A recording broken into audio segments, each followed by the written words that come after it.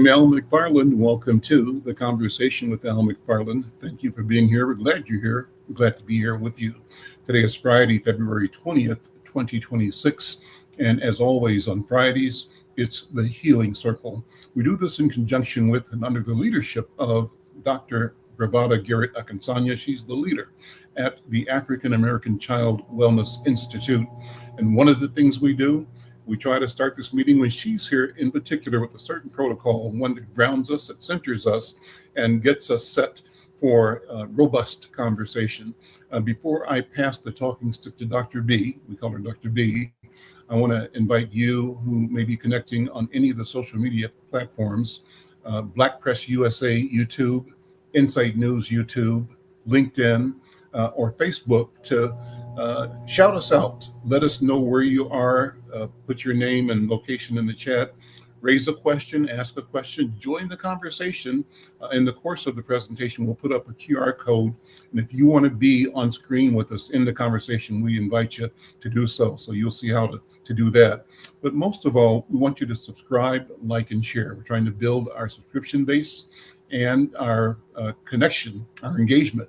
And you can help us by doing just that. Go to, hopefully through the YouTube Insight News MN. That's the one we want you to focus on. YouTube Insight News MN. Become a subscriber, like, and share. And like I said, let people know that we're having this conversation right now.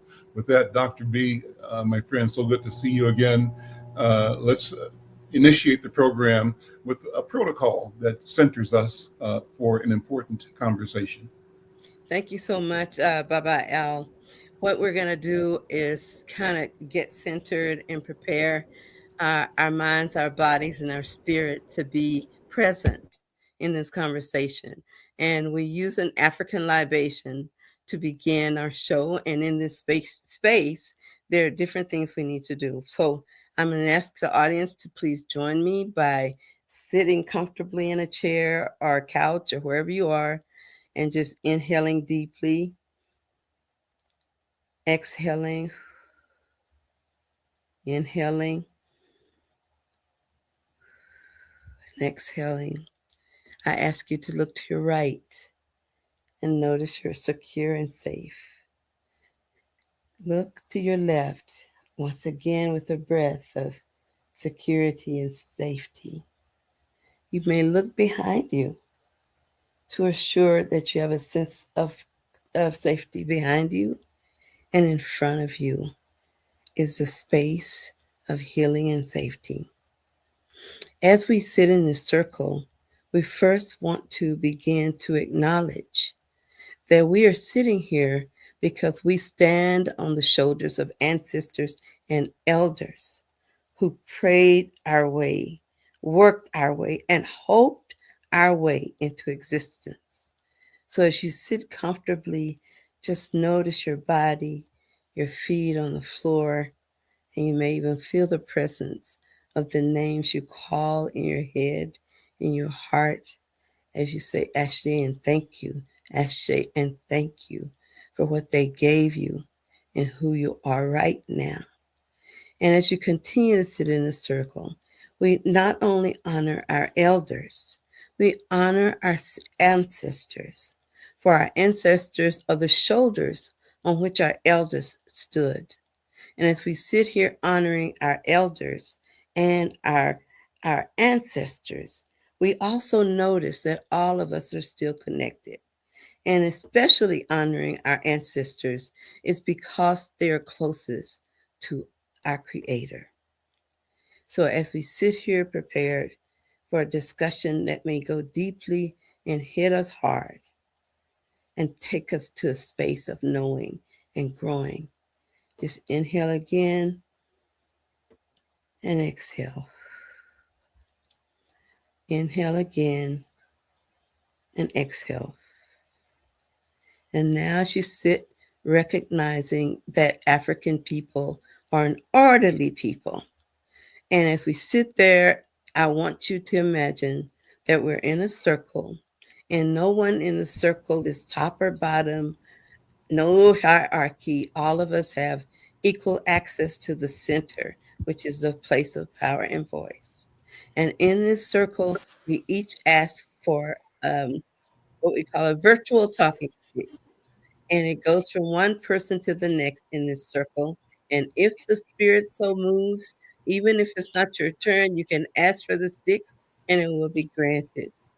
So with all these things, we say Ashe, Ashe, Ashe, Ashe. Ashe, and Ashe. thank you to our Creator. And I'll give the talking stick to Baba Al. Thank you, Dr. B. Well, we've got a great program today, and Lisa, you're curating these programs for the Friday Healing Circle, and I'd like you to invite and present our guest presenter today, a wonderful and powerful voice for healing, for health, and for development of our people and the community. So I'm going to pass the talking stick to Lisa Bryant. Lisa. Yes, I'm very pleased to introduce Dr. Grace Toto. Dr. Grace is a physician leader and founder of the Minneapolis Health Clinic, where she integrates primary care, wellness, and medically supervised weight loss to support long-term health and longevity. She is a champion for women in midlife and beyond. She leads the Minneapolis Health Clinic Wellness with a focus on prevention, metabolic health, and sustainable lifestyle change. She also serves as board chair for Toto Health Equity, which advances access to care locally and globally. I also want to note that Dr. Toto is the founder, medical director, and CEO of the Minneapolis Health Clinic. And she is an author. She's written 2 books. One is called From Obesity to Wellness, and the other book is called Bridging the Gap in Healthcare. Dr. Toto, not only do I welcome you, but everyone here welcomes you. Thank you so much for taking the time to do this. Thank you, Dr. Toto. Thank you so much. I know it's been a lot of back and forth for us, and I apologize. I have a bit No of a crazy problem. You're schedule, but making it. I'm You're glad we working at made the it. same. Yeah, Yeah, and I'm very working, Dr. Toto, aren't you also working at North Fairview. Memorial? I do work with Fairview. I'm with Oh, Fairview? Yeah. yep. So I'm you're with St. busy. John's Hospital, and I work nights. Oh my I cover goodness. their night shifts sometimes, and so yeah, that's another layer to my schedule. So it gets a little Yes. crazy, but I'm happy to be here, and thank you for tracking me down, Lisa. Very honored to be here. Very honored to be here. Thank you. Go ahead and tell your story. I'm very interested in learning about your work and also your discussion of cardiovascular disease and how it might impact dementia. Okay. So I know that one of the things that you wanted us to do today is talk about dementia and how it impacts the African community. Exactly. Yeah. So dementia is actually a big problem right now in the US. The elderly are obviously living longer, and so it's just one of those things that will come up at some point. Now, in the African American community, unfortunately, due to things like lack of education and a few things which I'll go into, sometimes it is diagnosed late in our environment. Now, on a population level, with ages over 65 years, we'll say maybe about 1 in 9 people probably have dementia. Overall, it translates to about maybe 6 million or so people with dementia. Now, out of that number, African Americans are more likely to have the condition than other race, other people with different races. And the reason being that there are certain lifestyles that we probably don't get into earlier in life that ultimately leads to that at a later year or a later age. Now, dementia by itself, the presentation is it's a cumulative endpoint of various medical problems and various causes that ultimately lead to memory loss. So the simple definition is a loss in memory, and then this is like really to the layman's definition, a loss in memory to the point where you cannot function on your own and you lose the ability to do your activities of daily living. There are obviously several stages and several layers and several things that leads to that.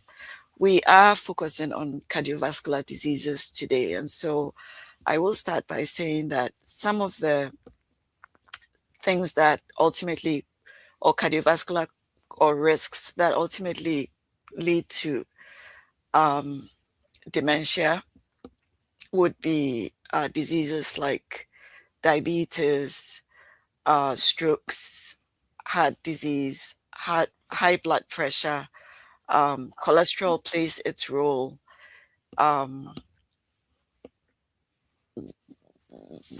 Those are some of the medical conditions that could potentially lead to that. Chronic kidney disease, which is also, I think my camera is off. I'm not sure why. Is it from your end or from my end? Yes, it is. It's off on this end as well. Okay. Let's see. Okay. There we go. There, you're back. Yeah. Chronic kidney disease is also something that ultimately would contribute to that. Now, through various pathways, and it's mainly because it increases risk of cardiovascular disease in general. Now, when we talk about dementia, there are various types, and it can be classified based on their etiology. Alzheimer's is the commonest, and it forms about maybe 60 to 70% overall. And the way that is diagnosed is there are special proteins that are deposited in the brain that is associated with that particular type. But there are there's also vascular dementia, which that's the second largest, which comes about due to various vascular injuries, which is contributed by the stroke and the diabetes and the kidney disease and all the various things that I talked about. Now, it's important that we acknowledge that because about 40% of some of that is modifiable if you intervene early or you stick to a particular lifestyle. Now, there are certain other types of strokes which may be related to maybe infection, or it may be related to your genetic predisposition. Those you just have to know and maybe intervene to see how best you can set yourself up so that you're either aware of it when it's coming and find the necessary help. Medicine has come far these days, so there's always research. And so if you are educated or you make the intentional decision to make yourself know about these things and your risk factor, you can always seek the help that you need through the research. People are always looking to advanced medicine. And so I'm bringing this up because the educational component and you setting yourself up such that you make it a point to know about your risk factors is always important on that journey. Okay. Now, are there specific questions as we proceed, or should I just keep talking? What would you suggest, Dr. B? Okay. Well, I think you should keep talking. Okay. And if you can take some interruptions, then that'd be helpful, if that's okay with you.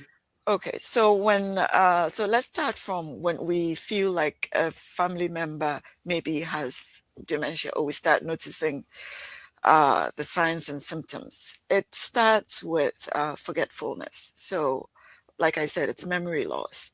There are screening questions that we use to kind of get a sense of where people are. And sometimes that can be, depending on what your level of education is, some people who are very smart, they are able to hide it. But it will definitely ultimately present with, I don't remember what I was going to say. I don't remember today's date. I don't remember, my date of birth. You forget people's names. You start doing things and you don't finish, which, Mhm. I mean, there are various things that will also, present like that, and it tends to confound things. But those are the common things. In some of them, your handwriting may change, like even Parkinson's, you have a certain type of facial expression. Um, Sometimes people also get very paranoid. That actually tends to present in the later stages, but paranoia is one of the things. And then amidst all that, they become argumentative. So there are personality changes that may come up, so sometimes people get lost for routes that they've been traveling several times. They may drive and not be able to find their way back. And so those are subtle things that will start showing up in people. Obviously, during life transitions, and I think that the extremes will probably get you there quickly, the diagnosis quickly. But I mean, there are things like during menopause, there's also like you start a sentence and you're like, Right. oh, what was I saying again? That's right. Those things show up during menopause, and it may not be it, but it's just you kind of have to pay attention to these things. But I think if you are concerned, that the person that will be able to diagnose you start with your primary care physician. Definitely let them know what your concerns are. And there are standardized risk stratified tests that they can take you through. And so with that, based on your score, they can, and the things that you're saying to them, they can either work things up to make sure there are no metabolic causes, or not, maybe there aren't even other things that is presenting as a stroke, as a dementia. So they will eliminate what they need to eliminate. Now, sometimes severe things such as even hearing loss, people who don't hear well, it could falsely present like they have some memory problems, or even depression, severe depression. So it's important that we don't jump to conclusion. It's important that you go through the right channels. In the hospital, if somebody comes and we suspect severe cognitive impairment, sometimes it starts with the occupational therapist or even the speech therapist. They take you through these standardized tests. And then the next step will be, maybe we have to do head imaging to make sure we're not missing any structural abnormalities. And then there are neuropsychiatric tests that can also do further testing. And so we go through various steps to make sure we're landing at the right diagnosis. Sometimes people shy away from these, but it's important that we get the right diagnosis so we can help you. And then once we've identified the right diagnosis, there are medications these days to help you slow the disease. And so various medications will help slow the disease. Various others will also help control some of the side effects or complications that go with the disease. For instance, there's a high predisposition to depression, so that, and anxiety, those things can be managed. And then as things progress, the paranoia can be managed with certain medications. Then also the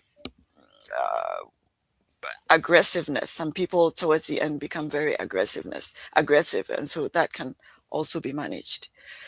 Now, with all of this, we shouldn't forget the people that are, or the impact on the community and the household. Starting with the common things. Obviously, when you have dementia and you're still employable, you're still the breadwinner. For some people, it starts early. So you lose your income because you can't sustain your occupation. If this is, especially if you're in a profession that requires, your cognition, even if it is a labor intensive one, it still becomes difficult because safety becomes an issue, And so obviously you lose income, which will ultimately affect the people around you if you are the breadwinner. That's one. The other impact would be the people that are taking care of you. Now, there's such a thing as caregiver fatigue or caregiver burnout, which is real because it gets to a point where the demented people need almost 24-hour care. And with that, they need the supervision. Sometimes caregivers have to stop working themselves to take care of their loved ones. And so that becomes an issue. Sleep is impacted, there's the financial restraints that the condition brings. There's the medical bills that could potentially pile up. And so it becomes very stressful. Now, I'm originally from Ghana. In Ghana, we don't do the nuclear. I mean, things are changing now, but for the longest time, it's like an extensive family. And so everybody chips in and we rotate and you can care for family members. Even in Ghana, things are changing now to the point where they are embracing external help because most of my age group, they are also educated and they are working and they have kids. So you can't suddenly be taking care of parents. I mean, we chip in, we love to take care of our parents, but you do need help at some point, And Grace, so, could I interrupt you for just a yes. moment? Yeah. Because you've said 2 or 3 very important things that I think we need to continue to delve into. One of them that you talked about is the stress that's on the caregivers. And what comes to mind as soon as I hear it is, I think, and it could be my own bias, but it seems like more women are the caregivers than are men. Have you found that? That's issue number one. Just let me see if you can answer that. Have you seen that? Or Well, not? I mean, historically, women are the caregivers, right? And so, yeah, I mean, I think from experience, even my household, if things were to happen, it would fall on me, the woman, because I'm the caregiver. But I think that I don't want to say that it's mostly wives caring for their husbands, but that tends to be the case. Or even when Daughters for their father. even when there are multiple kids, sometimes it ends up falling on the laps of women, and I think that it's just that's just the system. It's just been a systemic expectation. I think we are the caregivers. Obviously, things are changing, and Gen Z is rewording things and all of that. But that's what I tend to see as well. The responsibility tends to land on the females, but not always. Yeah. So then that leads to question number 2. I just got to hear this. So what I see is when males are the caregivers, I've seen them tend to be okay with helping their dads or men. But if it's a woman, like a mom or an aunt or somebody like that, it seems like a lot of the men that I've seen do that work, they had to still get a female assistant to do whatever it is, like clean or whatever it is that was needed. And so when we talk today about the health issues, and I talked today about that connection between health and your own cardiology, that part of your body. It Your seems heart. like, thank you, sis. It seems like there is a reluctance on the part of women to look at our hearts as a problem, and yet a propensity and larger proportion of men are okay with checking their hearts out. And so I'm bringing this up because I've had in my history as a psychologist family members who started, when mom starts getting sick, the men who are quote unquote caregiving, they will take the money part, but the sisters whoever is in the family, the sisters are the ones charged with cooking, cleaning. I'm just saying, it's just some kind of diverse traditional roles that happen. And just like you were saying earlier, they get tired. Oh, You yeah. get tired of doing that. So, and when you're talking about heart, and I know women can have heart attacks. I know Oh, yeah.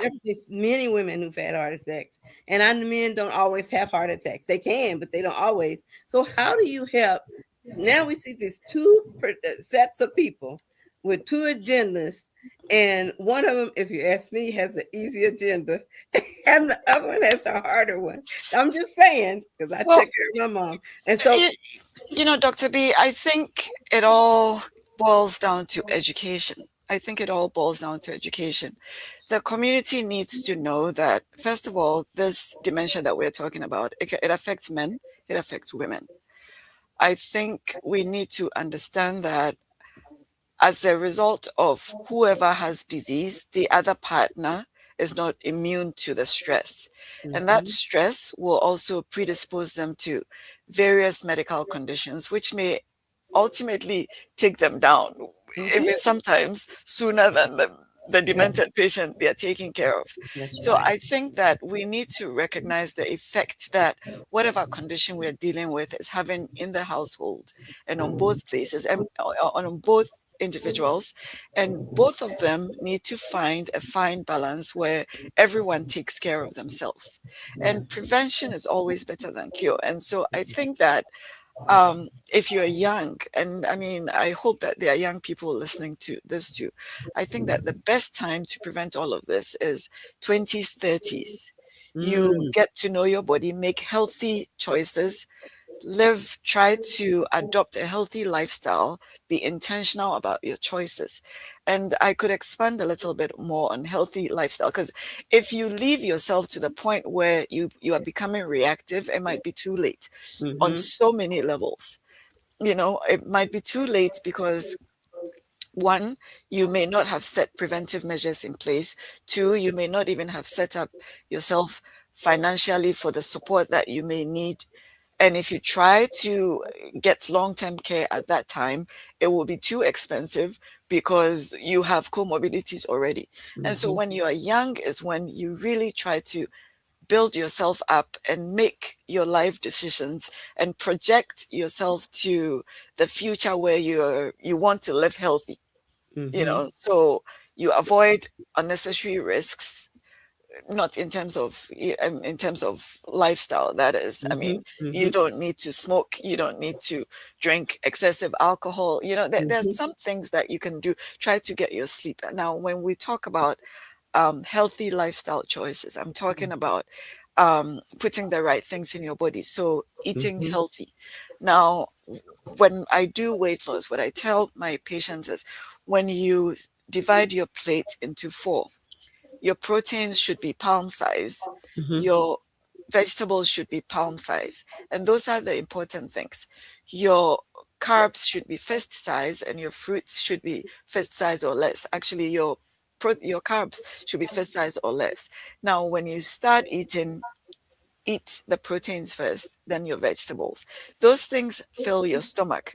Those things activate the natural GLP-1s in the body. You know, the food stays in the stomach longer, and so you don't get you're fuller for a longer time. And then the blood glucose slowly gets into your bloodstream. You don't get an insulin surge, and then you don't get extra fatty deposition. Wow. Now, part of lifestyle, at least 150 minutes of exercises every day, or at least 150 minutes a week. You can split it how you want, but do something, be active, moderate exercise, do something to raise your heart. And it may be just brisk walking, it may be lifting 10 to 20 pound weight loss. This could even be a weight if it's filled with water. Like, you don't have to go expensive, you know. And there are videos on YouTube that will show you a whole body workout. Do something. That's the important part. Hydration. If you're hydrating, you should be able to protect your kidneys to a point. Everybody needs 8 cups of an 8-ounce water, you know, so at least 64 ounces of water, which is free a day. That's enough hydration for you. Now, if you have things like heart failure or diseases that leads to fluid accumulation, definitely talk to your doctor, because they will always have like certain goals for you. So you have to work with your primary care physician. We all need a community that will activate us. So that's actually an important part of wellness. Mental health needs to be addressed. Sleep needs to be addressed, which is about, everybody needs about what, 8 to 10 or 7 to 9. If you're getting less than 6 hours, that's like in the gray area where you know that you probably need to check yourself. But there are also various apps these days that will tell you where you're at. I choose the Aura Ring, which tells me my sleep, and I've done this for about 4 years now, because I work in the hospital, and that has, it tends to affect your circadian rhythm. And so there are, in the past, there were days when I'm surviving on 3 hours over 24 hours. That's just not, it's not okay. And so over several years, you will have cognitive problems, and again, that's an occupational risk. But if it persists, you can easily get dementia, because it's not good for the body, and the sleep deprivation and all that does a number on you, which ultimately will have long-term effects. So all I'm saying is we need to educate our community, help them make the right choices, and with doing the intentional things, that could potentially decrease some predisposition to dementia at a much older age. There are puzzles that you can do to stimulate your brain, keep your brain in active, and Dr. B can tell us a little bit more about that later. Also, to plan for the future, for which financial wellness is also extremely important. There are things like insurance policies that you can take to protect you at that time. There's long-term care. Now, I know that we work hard, and we know that we expect to get some Medicare and all of that. It's never enough. Technically, when people need coverage, and there's definitely some truth to it, but there may be a few things that maybe a social worker will be able to tell you more. 100 days of payment is what Medicare, I think, will cover. And sometimes after that, you have to do some spend down, and when the elder care gets to, and there's the burnout sets in, and you need like a personal care assistant and all of that, there's so much that it will cover. There are limitations, what I'm saying. There are limitations on how much Medicare will actually cover. And so to give you that flexibility, you should invest in long-term care at an early age, at an age where you are relatively healthy and the premium is affordable. So that when you actually need it, you're not rushing to go find it, because the premium may be expensive at that time. So all that should go into your planning. Case in point, we were at the part where, I guess, providers or the family members start to get burnout. Now, when this tends to happen, there are also resources in the community that can help family members. Sometimes some certain health insurance policies may provide what we call the respite care. So you can take them to like a facility where they can spend some time there, and then you get a break. There are also daycare systems that do elder daycare, and so they will care for your family member and take them out of the hospital a little bit so that you get breathing room. But first of all, the caregivers even need to admit that they are at the point where they need the help. Some family members fight this, some people stay in denial, but we just need to appreciate that there's a high likelihood that will happen, and it does happen. It's expected to happen because it's a big stress. Becomes a big stress for the family. And so we need to plan for that in the care of a newly diagnosed demented patient, or when dementia is diagnosed, in the care coordination, you need to make sure that systems are set up in place for that as well. If you like, Dr. Grace, Yeah. Let me jump in with a couple of questions. This is Yeah. a fascinating presentation. Thank you Yes. Oh, you're so very welcome. very much. And I'm trying to filter all of your words, your advice and direction through my own personal lived experience. And I call myself a very average, ordinary person. So as I sit here and speak, to my right at my back door, there's a sign. I've said this before, so I don't mind saying it again. And the sign put up by my wife, it says, "Do you have your keys? Do you have your wallet? And do you have your phone?" And so my family is watching out for me because I'm getting old, number one. But I know that with getting old, there also is the risk of dementia. I know that, I believe, in part because in my family, people have had dementia, though previous guests have said that hereditary is not an overriding factor. It can be a factor, but it simply does make me aware of the experience of both dementia and caregiving required. Both my mom and grandmom and a couple of cousins and aunts all experienced dementia as they aged and before they died. So I have that experience. I wanted to talk about a couple of things. Dr. B, you talked about the male and female, the weight. And as you were saying that, that's kind of what happened in my family, where when my mom had been taken care of by my older sister, I'm number two of 12. My older sister took care of my mom for years and years and years. But when her health continued to fail, in fact, my sister had a heart attack, had heart failure, and died, right? And we say, and she feels that part of it was the toll of providing that day-to-day 24-hour care to our mother, right? And so what we did as a family is the brothers and other sisters agreed to and supported my mom moving to Florida, where our youngest brother lived, who had an extra place and could be next door to her. And then we also allowed for and asked and invited and supported a sister who actually moved to live with my mother, another one to give her full-time 24-hour care. But there was a backup system. The sister was there in-house with the mom. The brother and his wife and family were next door. So they were there in the community. And the thing is, was in Florida, not in Kansas City where it gets cold and you have the winters, not in Minnesota, cold and winters.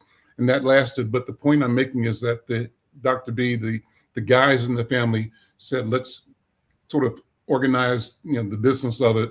But it all fell on the sisters to do the actual day-to-day care. And then after a number of years, when my mom and sister wanted to move back to Minnesota, they did come back, and still she stayed with my sisters until she died. So that's a real thing. And so I wonder, Dr. Grace, about our traditional and ancient systems for dealing with conditions like dementia. We may not have called it that. We may have called it something else 100 years ago or 500 years ago. Do you have any idea how in the cultural experience that we come out of as African people, we handle things like discomfort, dis-ease, including mental health challenges, including what we now know as dementia?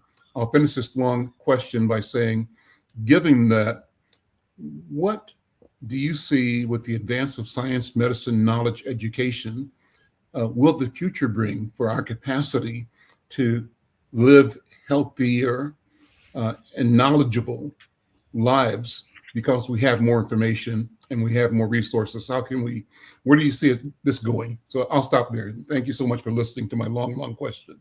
Yeah.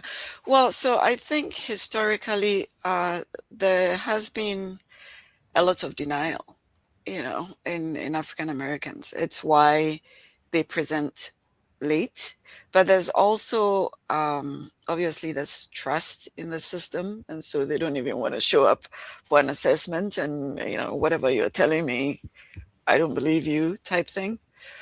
Mental health, obviously, there's also denial and the concern for stigma, so there are deep reasons why sometimes we show up late, deep systemic reasons, and rightfully so, because there are reasons why people may or may not be justified by their beliefs. But we all know that our history has put us into a certain place, and because of that, we've been reactive and we made certain decisions to self-preserve, which sometimes the self-preservation may go against us. So it is what it is. But I think that moving forward, like I said earlier, the technology has advanced. The diagnosis can be done much earlier. There are certain institutions that are actively doing research. Like I said, even for Alzheimer's, which is like the commonest and forms about 70% of the disease, there are of the presentation dementia. There are certain institutions that are doing active research to identify that protein that is deposited in the brain. And so if you have that protein in your bloodstream or whatever, then you have an increased predisposition to it. Obviously, this hasn't hit mainstream yet. And so this is not something that insurance is actively trying to pay for it. They are not actively saying that, okay, go for this test. Like, I'm internal medicine. And so we go by the United States Preventive Task Force's recommendation. And at this point, there isn't like a standard recommendation to do those tests during wellness. But if you're somebody that's proactive about your wellness, there are genetic tests, or if you have concerns, there are genetic tests that you can do. Like somebody like me, I always have partnerships with people who are at the forefront, because I'm not necessarily managed by a body. I have my own practice. And so, so long as I'm doing this within the legalities of healthcare and within the recommended practice of my boards, there are some things that I can do. For instance, I partner with some labs that may have FDA clearance that could run genetic tests. So if you think your predisposition is high, there are certain wellness facilities that will run those labs for you. Then you have that information and you can make informed changes to yourself, and you can put yourself on that intentional pathway that I talked about. So again, that's technology these days helping you. In terms of supplements, I mean, I'm not really sure what our grandfathers were using to prevent dementia per se, but there are definitely lots of supplements out there that helps with the brain. At a certain age, there are things like, these days they promote things like NAD, and there's fish oil, and there's certain fruits blueberries that will help with brain function. Again, you always need to try to, exercise and try to keep yourself lean, which will decrease your predisposition to things like high blood pressure, cholesterol. Because once you hit that obesity zone, which can be achieved sometimes it's not even your fault. It may be that you were involved in an accident and you just can't exercise anymore, and so you unfortunately pile on the extra fat, but then that's when you have to be very cautious about what you eat, But yeah, and so there's technology that can help you with the recent diagnosis, because all the diagnostic tests, that's part of the new advancements that's come up, right? There's care that can be personalized based on your genetics. That's also personalized. And then there's apps that you can wear to track, your wellness, and it will advise you on where you are at, your sleep deprivation, and, help you make informed choices. Let me say one thing about sleep. This is another putting myself out, and it shows bad thinking. I'll admit that. So when I finally, after years and years and years, decided to go get tested for sleep apnea, and obviously, I was like the classic overweight, obese, too much alcohol, and and also a workaholic, wanting to work. And so the consequences, I'm driving around asleep, dangerous, and I feel so bad now because I could have harmed my family, other people innocent by my ignorance and willfulness of Mhm. not wanting to admit and address and face the danger that my condition made of me. And so uh, I get the diagnosis, I get the CPAP, and I discover, man, this is wonderful because I'm getting real good sleep right now. I can't do without it. But when I started, doctor, I said, oh boy, now I can probably sleep 2 hours a night and have that equal a regular 8 hour night of sleep and keep charging. That's bad thinking. It is That's bad bad thinking. thinking. You still need the amount of But sleep, that's but how I again, thought. So how do we get to educate, the foolish in us and among us to arrive at sensibility? yeah. So I think historically, and if we are limiting ourselves to Africans, historically, we've been forced to adopt that survival mode. I think we just need to recognize that we're human. We're human. And everything that has a tensile strength can break at some point. And so it gets to a point that even if you feel like mentally you are okay, I don't think you should trust yourself. Mm-hmm. You're human. And so many things can go wrong on so many different levels, that we're not immune to getting exhausted and getting the stress coming out. If it's not, it can show up in various things. It can show up with irritability. It can show up with you sleeping behind the wheel. It can show up with mistakes at work, So you need to recognize that there's so much that the body can take. And we need to be kind to our bodies, Mhm. Self-care, Dr. B, I'm sure will tell us. We need to take care of ourselves, and we can only give back what we've taken into our bodies, so we need to work on our wellness and then be able to care for the people around us. If, like you were trying to make money for your family, you need your health to be able to do that and give a maximal output. And so at some point you can't really trust, especially if you're in that high exertional field that requires you to function. You need to get something that will help you track. And these days, fortunately for us, there are apps even on your iPhones that will help you, tell you how you're doing, how well you slept, what's your stress level.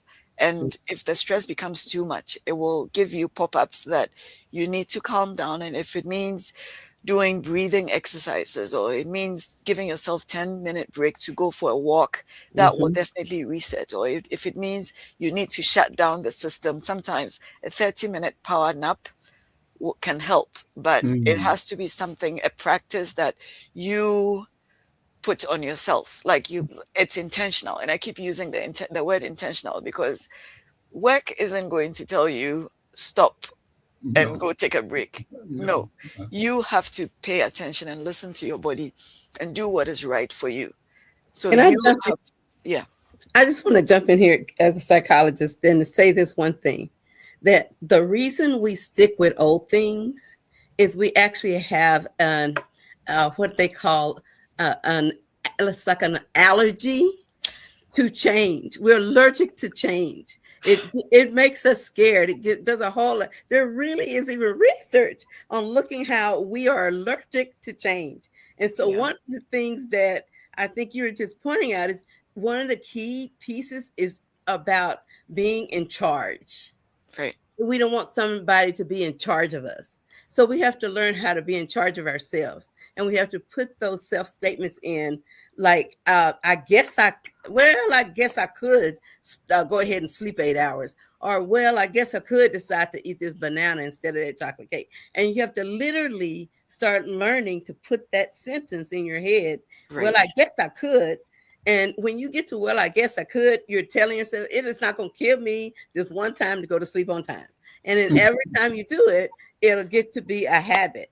So I just want to jump in because she's really describing how critical that is to our overall health. Mhm. And scriptures say, if we think about that course from wellness to having dementia, perhaps this could be a buffer by learning how to say, well, I guess I could eat that salad instead of that cake. Or guess I could go for a walk, even if it's 30. I could volunteer to walk the dog this time.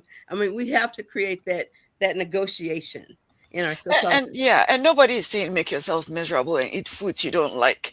But if it's going to be something that's not healthy, it shouldn't be every day.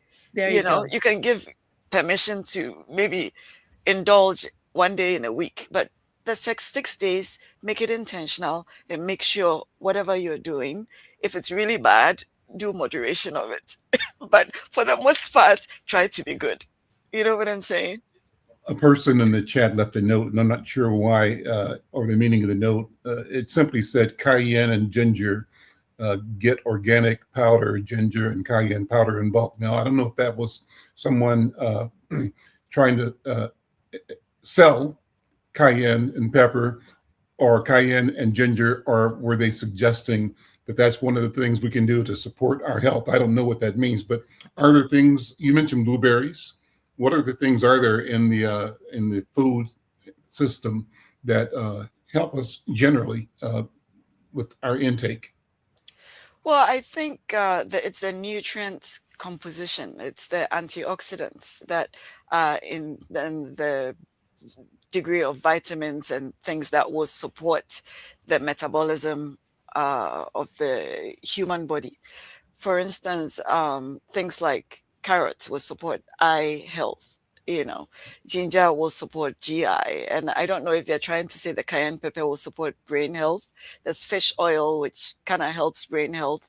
Mm-hmm. There's the vitamins, which will support some metabolic things, part of which would be also the vision and the brain. So there are a lot of components in the natural food that we eat that will support the normal health. And I think it goes without saying that cutting back on processed foods is always ideal, Mm-hmm. So that's the big thing here, that, try to stick with the natural things. Farmers market, try to cook healthy, and those are things that will support our growth, and cut back on the process because they contain some chemicals that may not augur too well for our body's metabolism. Doctor, could you take a minute, if you would, and talk about your own personal story, your path from Ghana to medicine in the U.S.? And I raise the question because I've been to Ghana several times. Oh, And I love Ghana. I've been to Accra and Kumasi and Takoradi and nice. Cape Coast, and just have always had marvelous both feelings and memories of my experiences in Ghana. So Yeah. I had a smile when you said I'm from Ghana. We're like this, So a good well, feeling, yeah. I was born in Ghana. I was actually born in Kumasi, but I grew up in Accra with my Mhm. family. I am the first of 4. So I have a sister and I have 2 brothers. Mhm. And I went to school in Accra for the most part. I went to medical school in Kumasi. I graduated and then did the USMLEs. And so I had to pass all 4 exams. And then I came to Connecticut to do my residency with St. Mary's in Connecticut, which is a Yale affiliate. And then after that, I came to Minnesota to do my fellowship. So I came to do a fellowship in transfusion medicine at the U of M. And that's how we ended up here. I married my classmate, David. He's also, I don't know, my thing is blinking, but Yeah, we've got some probably latency or either some connection, but we hear you fine. So please just go Okay. ahead. We can hear so I did do my fellowship at the U of M. you. Mhm. And my first job was for those that live in Minnesota, Duluth, actually. So we stayed in Duluth for a while, and then we moved back to Minneapolis when the kids were of school-going age, because we needed a little bit more diversity for them. And so, and then in 2017, so I've worked in various hospitals. I worked with Essentia Health, North Memorial, which I'm sort of still affiliated with. And then I've been in the Health Partners system.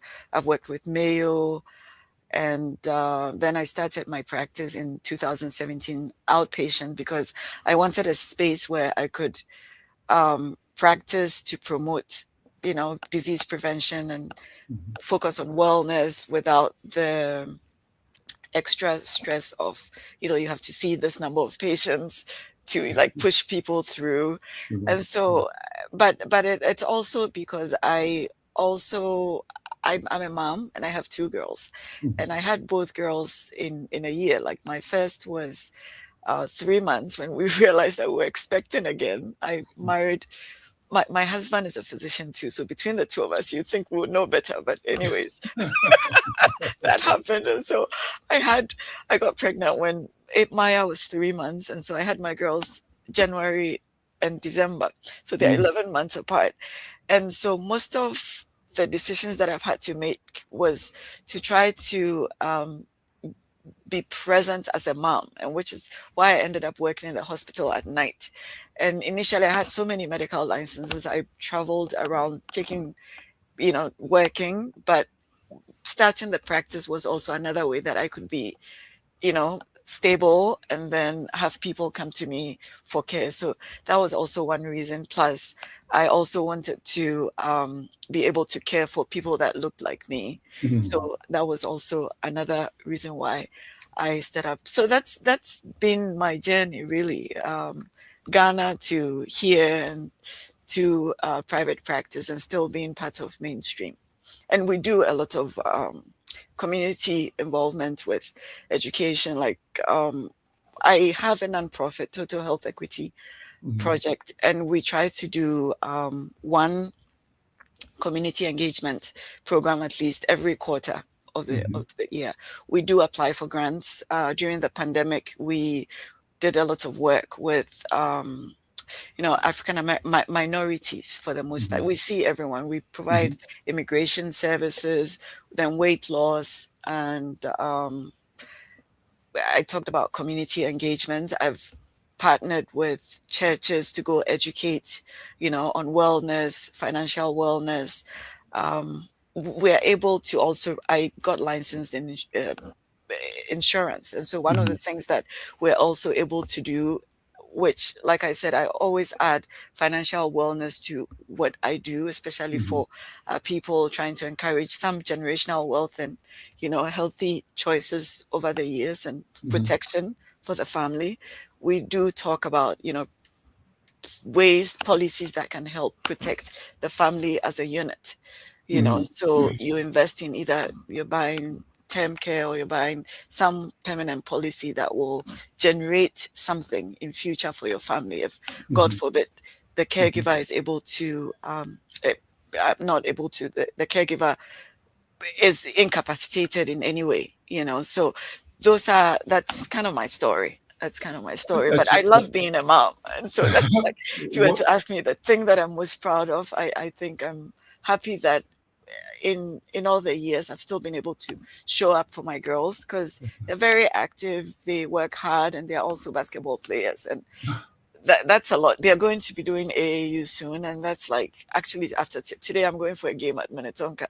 We're in Waitada, and they have a game, so I'm able to show up and cheer. So Are they middle schoolers or high schoolers?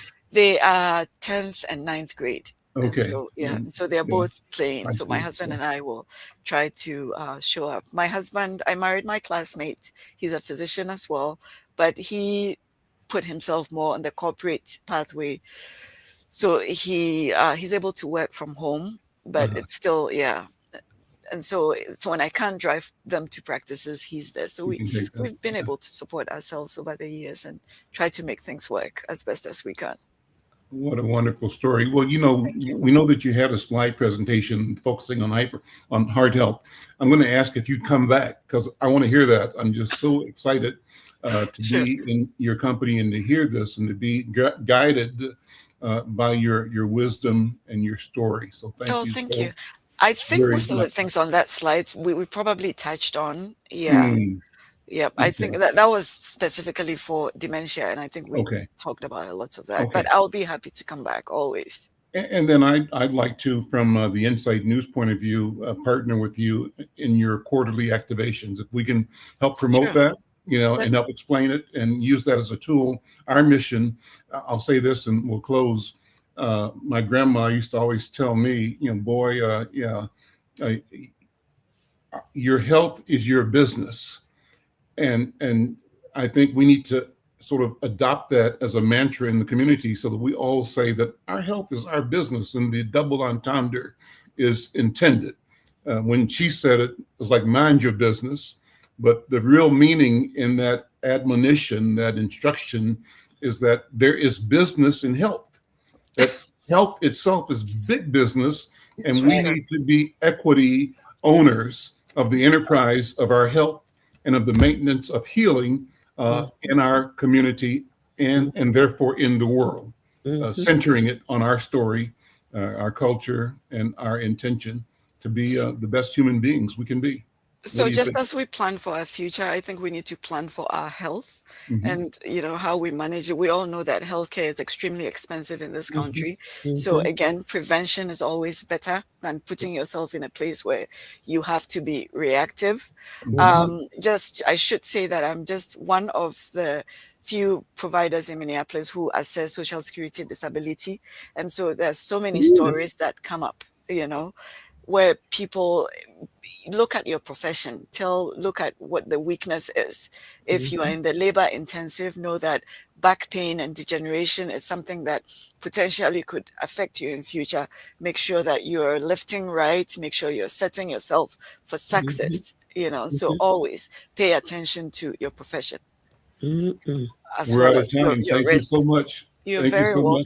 much. Thank you for Dr. B, having me. thank you. Thank you. Lisa, thank you. Thank you. Closing word, Dr. B? Oh, man. Lisa, you got to tell us about Saturday, tomorrow, Lisa. Yeah, thank you. Unmute, Lisa. You're muted, Lisa. Unmute.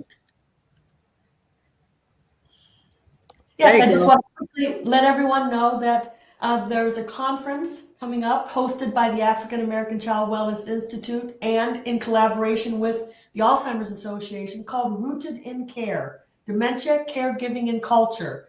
It's taking place this Saturday, February 21st from 9 a.m. to 3 p.m. at North Point Health and Wellness Center. It's at 1256 Penn Avenue North, and it's on the 5th floor in their conference rooms. I've secured all of the conference rooms on the 5th floor for this conference. So we're really excited about it. And it's a way to raise awareness of the African American Child Wellness Institute and our work in dementia and helping the community gain awareness of this disease. Thank you. Thank you so much. Thank you. Thank you for having me. Enjoy your weekend. Thank you, Dr. Grace. Take care. Good, Dr. Grace. Bye-bye. You did great. Thank you. Thank you all. Take care. Bye-bye. Bye.